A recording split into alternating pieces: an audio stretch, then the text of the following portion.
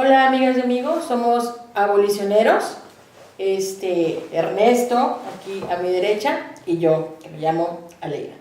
El día de hoy, para abrir el debate, vamos a tratar un tema que por la fecha, pues está todavía, por la fecha y por la realidad que nos azota, está muy de moda, muy reciente. Vigente. Y vigente, sí, es la palabra, vigente. El 25 de noviembre de cada año se conmemora el Día Internacional contra la Violencia hacia las Mujeres. Está inspirado en específico conmemorar esta fecha en lo sucedido a las hermanas Mirabal durante la dictadura de Trujillo, ¿sí? En donde ellas fueron perseguidas políticamente por oponerse al dictador y después fueron asesinadas brutalmente, ¿no? De ahí en específico esa fecha se toma, ¿no?, para conmemorar. La realidad es que México es uno de los países pues, más violentos con las mujeres y con las niñas. ¿Por qué? Pues porque vivimos en un sistema que realmente lo respalda, o sea, lo normaliza, ¿no? Diario, todos los días. Está hasta cierto punto bien visto que una mujer sea sometida, sea dominada, ¿no? Y de ahí devienen pues un sinnúmero de violencias que pues tienen sus clasificaciones, ¿no? Son a diferentes niveles que afectan la personalidad de las mujeres y la persona de las mujeres, ¿no? Sí, me parece muy interesante. Y el tema, pienso que de entrada sería importante que intentáramos conceptualizar un poco en aras de, como dicen los lingüistas, pues lo que no se conceptualiza no se puede aprender, ¿no? Con H, aprender, y por tanto hacerlo parte de tu actividad cotidiana. Y pienso que dentro del concepto de violencia, pues evidentemente lo que le subyace es una agresión. Lo que estamos pensando es una agresión, o lo que estamos tratando de visibilizar es la agresión de los hombres contra las mujeres. Pero además, en ese ejercicio de violentar la relación, sería importante que consideráramos que es fundamental que pongamos atención en lo que concibe, en lo que percibe, en lo que siente la destinataria en este caso, por encima de lo que percibe y concibe quien la emite, quien es el propulsor de esa violencia. Porque es común que quien es violento no se asume como tal. Dice no estar practicando una acción de violencia, de agresión, y sin embargo, evidentemente, para quien la padece, pues lo es. Entonces, en esta lógica de hegemonía del discurso masculino sobre el femenino, pues cuenta más, y no se diga en el ámbito legislativo, en el ámbito de lo jurídico, cuenta más muchas veces la percepción de quien la emite que de quien la padece. Entonces, por una parte me interesa destacar eso, y por otra parte me gustaría, Leida, que reparáramos en el hecho de que la violencia como tal, no solamente la física, sino también la simbólica, porque muchas veces lo físico es la materialización, evidentemente, de lo simbólico. Sí. En el ámbito de las creencias, específicamente religiosas, existe todo un discurso, toda una narrativa que legitima, que valida el hecho de que el hombre se imponga sobre la mujer. Y esa parte, más allá de que se practique o no una religión, sí me gustaría que tomáramos en cuenta, específicamente para el caso de México, que tenemos una población de más del 80% de gente que se manifiesta creyente de algún dogma religioso. Y dentro de ese más del 80%, alrededor del 90%, la religión esencial es la judio-cristiana, o tiene un origen judio-cristiano. Y me interesa mucho destacar en ese sentido que el discurso judio-cristiano es profundamente misógino. Esa parte no deberíamos perderla de vista, porque lo que vemos después en prácticas por ejemplo, con las adolescentes, en las que se les violenta sus derechos tan básicos como sería incluso quererle consultar su privacidad, violentar su privacidad, como sería querer controlar un teléfono celular, por ejemplo, pues algo que se puede ver normal o natural, porque nos perdemos de vista que tiene un origen, insisto, en que desde el seno materno, desde el hogar, se va legitimando esa cuestión, ¿no? De la mujer debe ser subordinada por el hombre. El hombre es quien tiene, a final de cuentas, la última verdad, la palabra de verdad. La mujer asume una cuestión de prácticas como realidad, pero el hombre es el que impone el discurso de verdad. Y ahí me parece, insisto, en que nosotros no deberíamos perder esa parte, porque más la violencia tiene que ver con el ámbito de lo cultural que con lo estrictamente jurídico. Pienso que muchas autoridades de los distintos órdenes de gobierno, hoy por hoy tienen un discurso en el que dicen haber avanzado en esta lucha en materia, sí, contra la violencia, pero gran parte de ese discurso tiene que ver con lo que se ha legislado. Y considero, Aleida, amigas y amigos, pienso que es extraordinariamente insuficiente. Mientras no entremos en la otra parte, que tiene que ver con la codificación en términos axiológicos, en términos de eticidad. Mientras no entremos en esa parte, que para mí debería formar parte de los planes y programas de estudio desde la educación básica, y que no está, esa está acéfala esa parte, pues nos perdemos en el ámbito estrictamente jurídico, y ahí están los resultados. Tú tienes cifras actuales de cómo estamos actualmente en nuestro país en materia de violencia de género.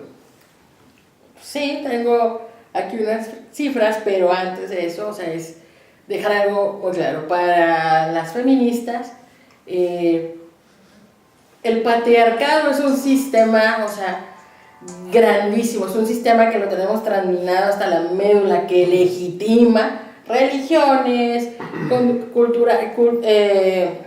condiciones culturales, de desarrollo de familia, etcétera, etcétera, etcétera. O sea, traspasa y atraviesa el patriarcado religiones, idiomas,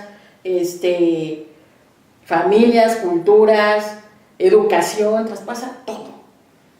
Pero tiene que haber un discurso de justificación. Pero cuando el discurso de justificación es esa, la superioridad que los hombres creen que tienen, pero no se las da la religión, desde antes de que existiera, o sea, ya no sabían, la mujer ha vivido en servidumbre, si no es por los hijos, es por la menstruación, pero la mujer ha vivido para los demás, ¿no? En permanente servidumbre, ¿no? De su cuerpo, y de ahí es de donde han agarrado, o sea, los varones a través de la historia, desde la prehistoria, a subordinarlo, ¿no? Tú te quedas allá porque convenientemente tu cuerpo, pues eres la hembra de la especie humana, puedes procrear, te quedas en el seno del hogar y te dedicas a hacer las labores pues más delicadas, ¿no? Porque pues estás en la casa. Y de ahí eso se va legitimando a través de la repetición de la historia y todo eso, o sea, mientras la sociedad, en este caso la mexicana, no se asuma ni se reconozca como una sociedad patriarcal, cuya expresión más cruenta es el machismo que vivimos todos los días y que nos arroja estas cifras tan alarmantes que ahorita les voy a platicar, pues de poco sirve, como tú bien dices,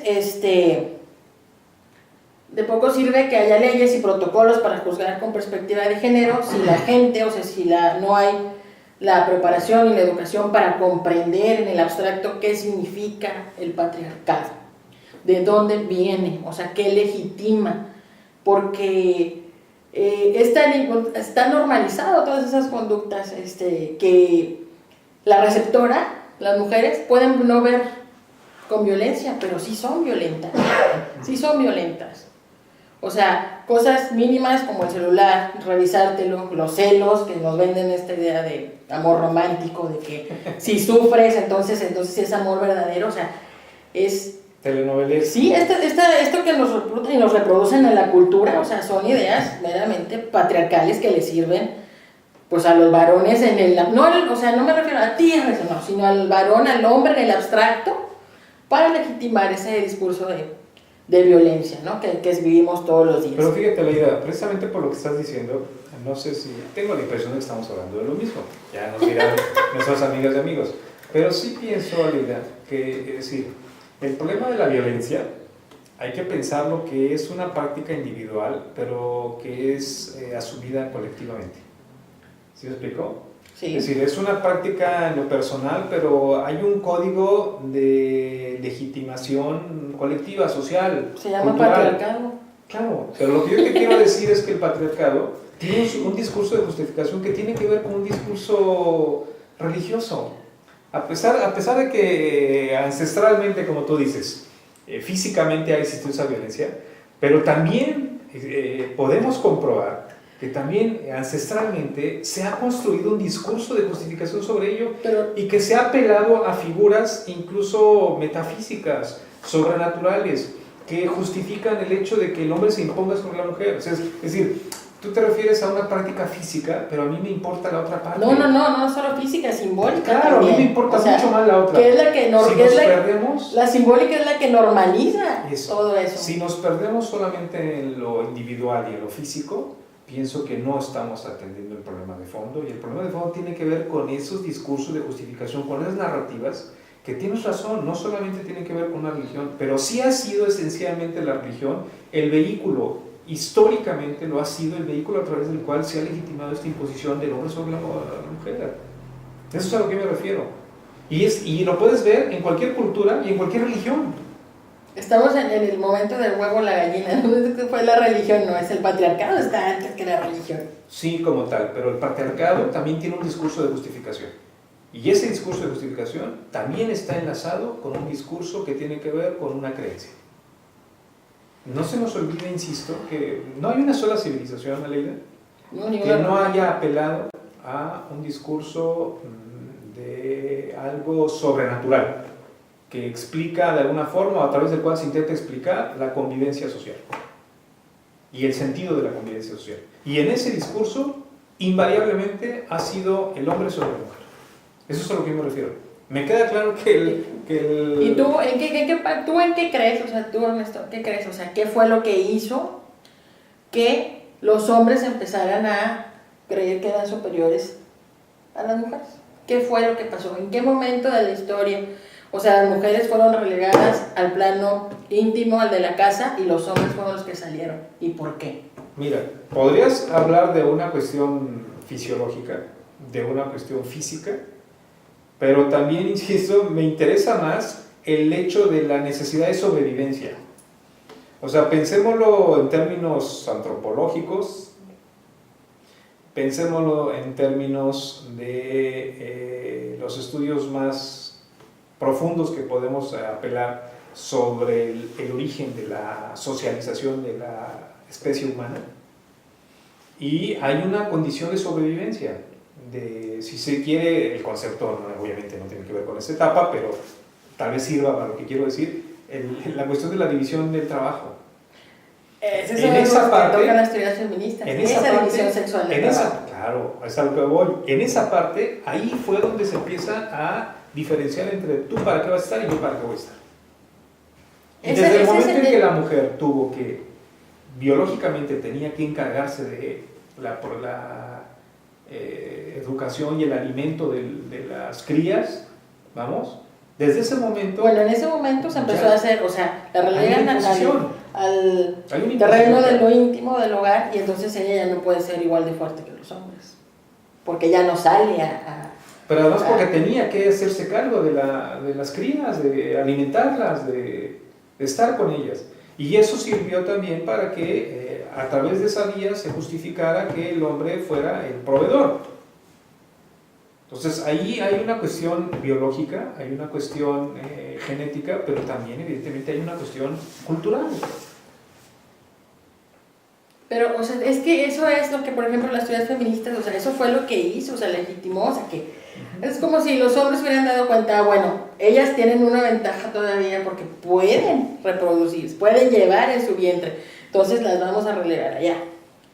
Pero no significa que no pudiéramos hacer lo mismo, y se empezaron a desentender, se empezaron a desentender de los cuidados que también pueden hacer, o sea, unos 2, 3, 4, 5, 2 años, no sé, se puede dedicar a la madre, pero ya, o sea, era, o sea, y no ocurrió, o sea, ocurrió que eso fue la excusa para seguirnos relegando al plano de la intimidad, de estar en casa, y que fueran los hombres los que salieran, y como salieron al espacio público a convivir, ellos obtuvieron poder político, económico, y las mujeres se quedaron atrás, o sea... Obtuvieron el poder además de conceptualizar. Sí. Y desde construyeron por eso. Sí, desde que se conceptualizó que el hombre está por encima de la mujer, seguimos reproduciendo. Así es. Pero pues, digo, desde Olive de Gougot, que ya es como que empezamos, ¿no?, con la primera ola de feminismo, es en que empezamos ya a cuestionar, no digo antes ha habido muchas mujeres, pero por lo mismo, o sea, nunca pasaron a la historia o no pudieron escribir, ¿no?, por esas limitantes de estar, no ser tomadas en cuenta, ¿no? Simone de Beauvoir. Ya Simone de Beauvoir ya dio alas para la tercera ola del feminismo, ¿no? Entonces,